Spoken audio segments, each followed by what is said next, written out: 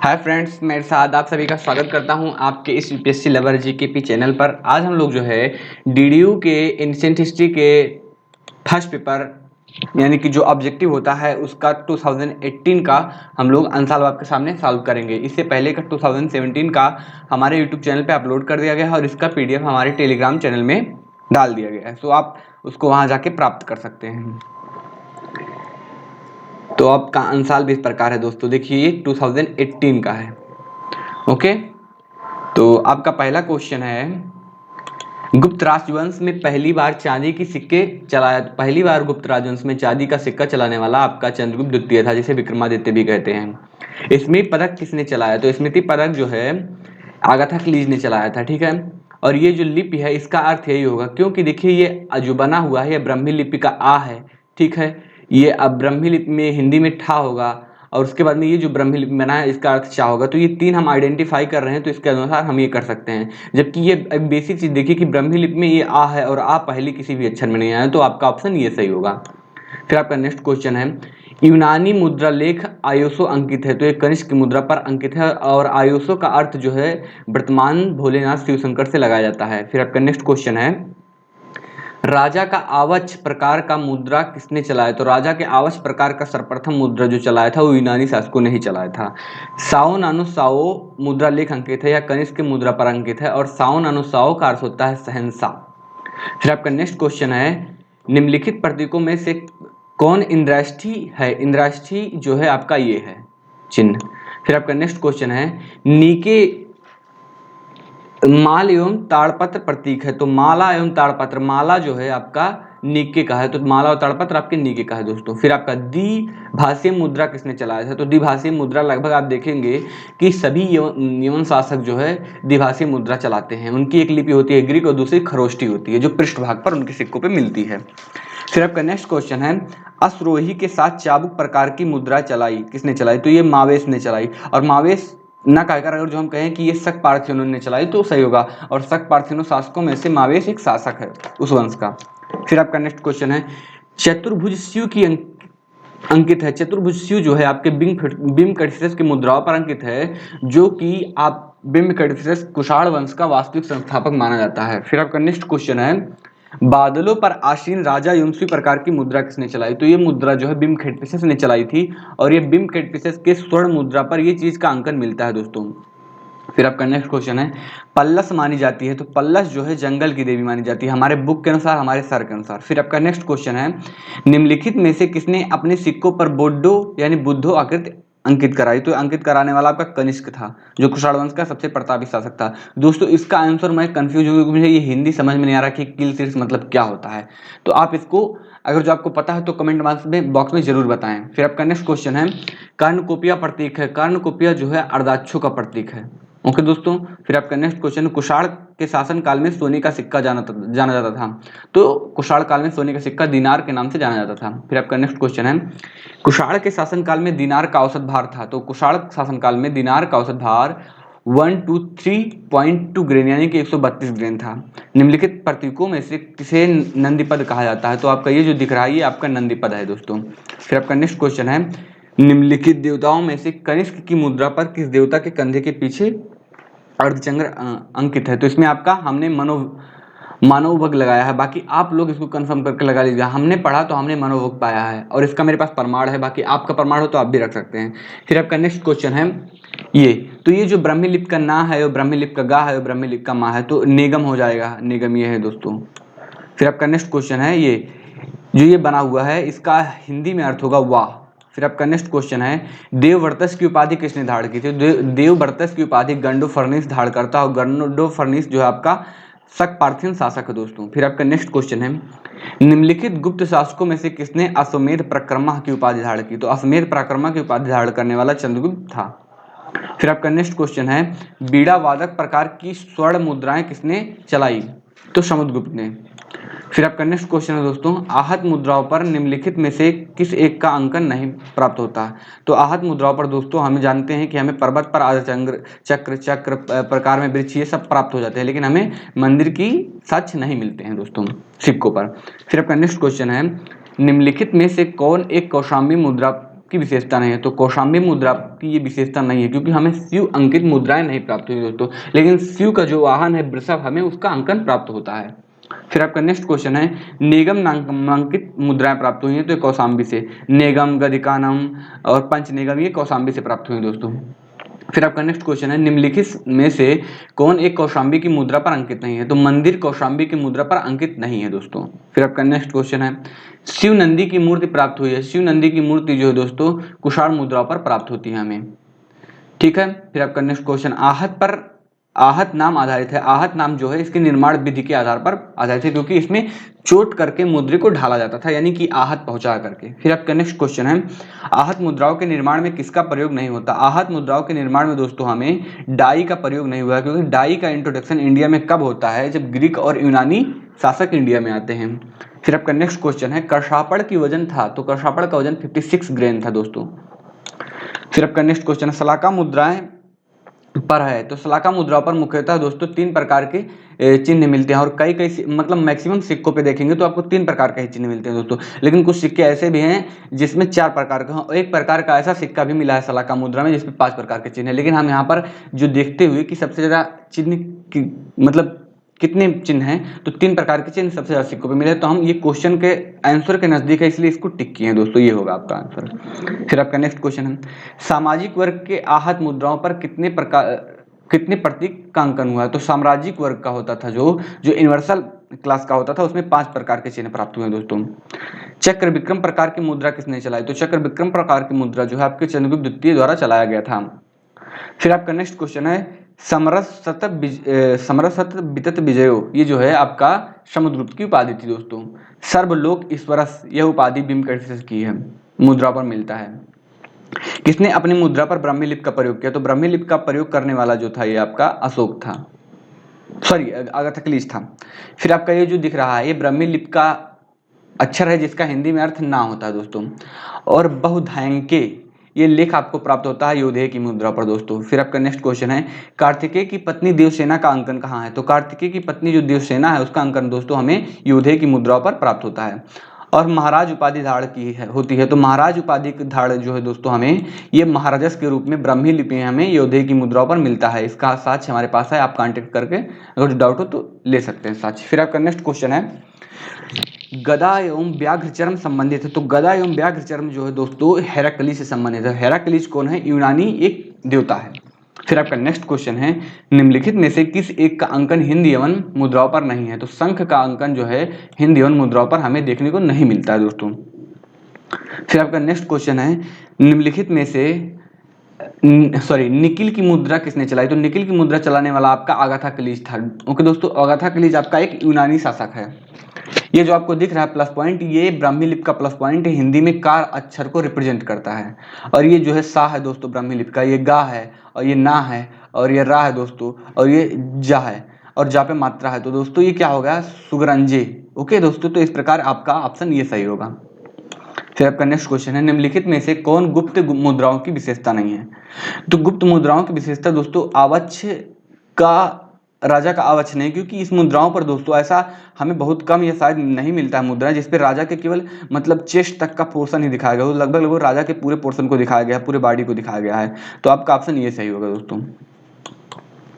फिर आपका next question है, कैडुसस प्रतीक है, तो दोस्तों किताब में दिया है कि कैडुसस संपन्नता का प्रतीक है, और हम इसको मान भी सकते हैं संपन्नता का प्रतीक, क्योंकि कैडुसस जो है दोस्तों वो लक्ष्मी यानी कि अर्धाक्षों की हाथ में है, अर्धाक्षों को, और अर्धाक्षों ही आगे चलकर लक्ष्मी का रूप धारण कर लेती हैं। लेकिन यहाँ पर जो हमको सर बताए हैं वो सर कैडुसस को धर्म से जोड़ करके बताए हैं, तो हम यहाँ पर ऑप्शन ये लगाए हैं सर के कहने पर। फिर आपका नेक्स्ट क्वेश्चन है, गदा प्रतीक है, तो गदा जो है दोस्तों हेराक्लीज का प्रतीक है।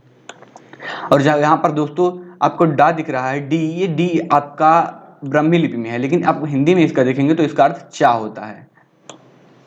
योनों के स्वर्ण मुद्राओं की मानक इकाई थी, तो योनों के जो स्वर्ण मुद्राएं होती थी उनकी मानक इकाई स्टेटर थी, अगर जो स्वर्ण मुद्राओं की बात कर रहे हैं, लेकिन अगर रजत मुद्राओं की बात करूंगा मैं तो उनको द्राखम होती दोस्तों। फिर आपका नेक्स्ट क्वेश्चन है, बैसिलियास उपाधि व्यक्त करती है, तो बैसिलियास उपाधि दोस्तों महाराज की उपाधि से व्यक्त करते हैं। जैसे बैसिलियास ये क्या है, ग्रीक लिपि में है, लेकिन इसको खरोष्टी में जब करेंगे तो महाराजस हो जाएगा, और महाराजस का हिंदी महाराज होता है दोस्तों।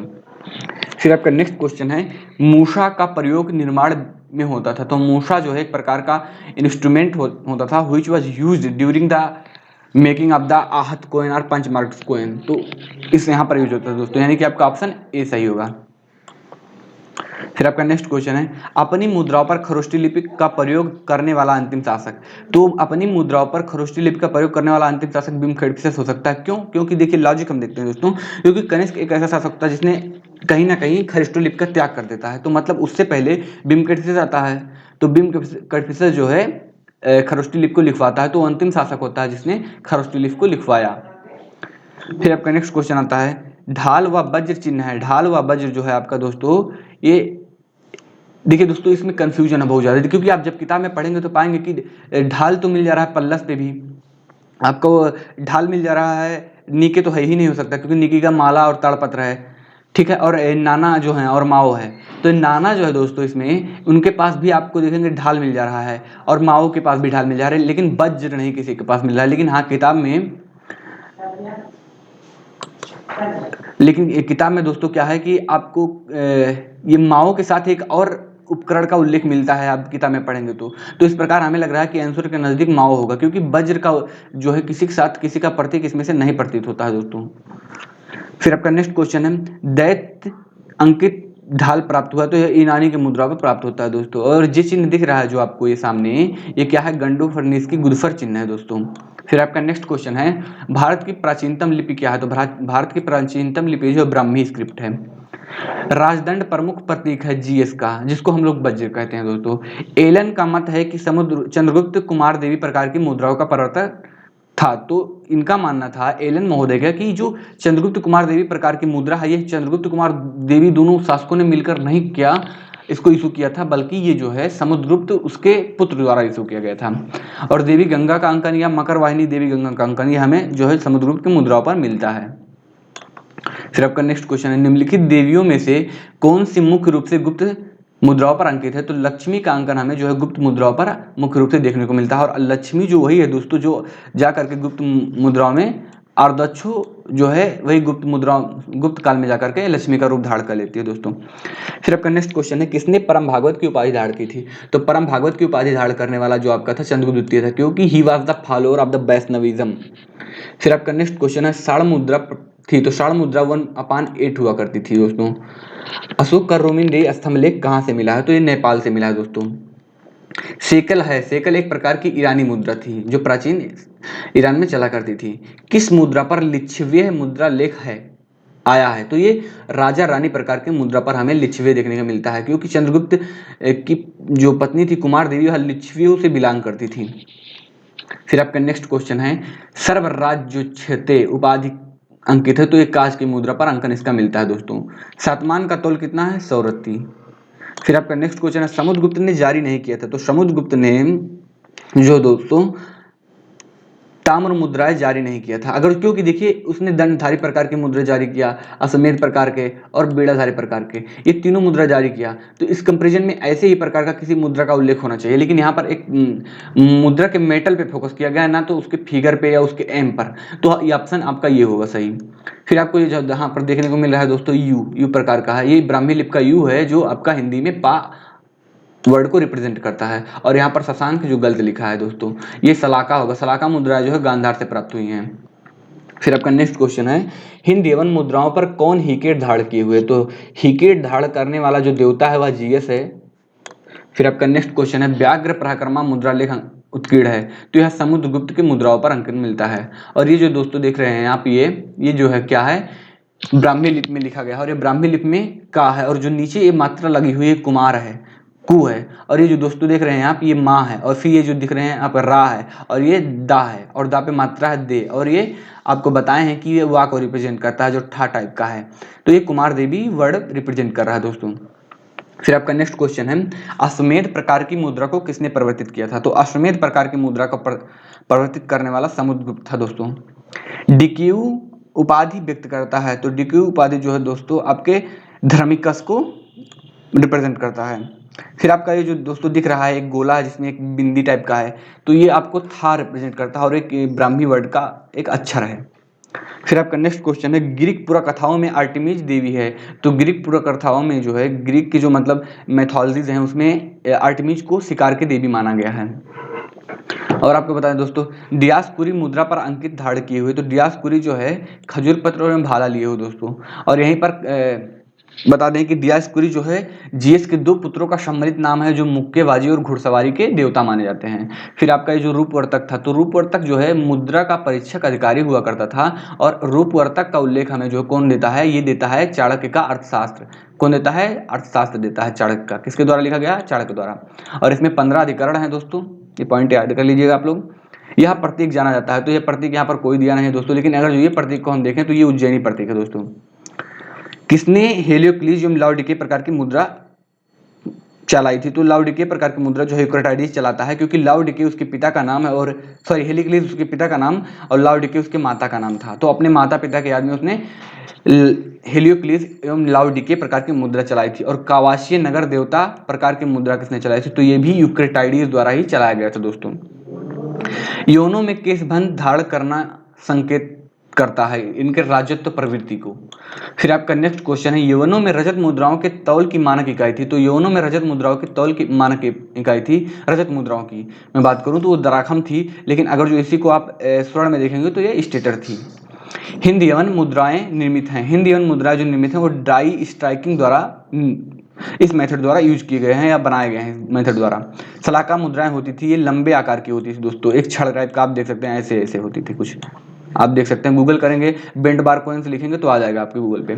अष्टाध्यायी में निष्क है मुद्रा के रूप में।